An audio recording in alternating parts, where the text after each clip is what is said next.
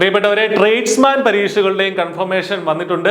നിലവിൽ tradesman welding, അതുപോലെ tradesman turning, tradesman machinist ഈ പരീക്ഷകളുടെയൊക്കെ കൺഫർമേഷൻ വന്നിട്ടുണ്ട്. ഫെബ്രുവരിയിലാണ് പരീക്ഷ നടക്കുന്നത്. 2025 ഫെബ്രുവരിയിലാണ്. നിലവിൽ കൺഫർമേഷൻ വിൻഡോ ഓപ്പൺ ആണ്. പരീക്ഷയ്ക്ക് അപേക്ഷിച്ച ഉദ്യോഗാർത്ഥികൾ കൃത്യമായിട്ട് കൺഫർമേഷൻ ഇപ്പോൾ കൊടുക്കാം.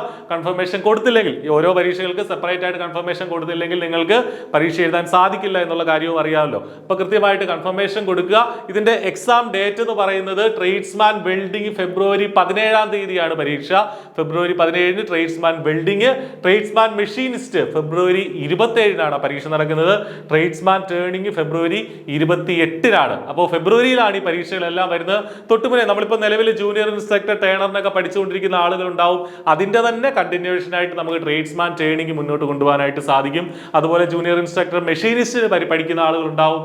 ജനുവരിയിലാണ് ആ പരീക്ഷയും.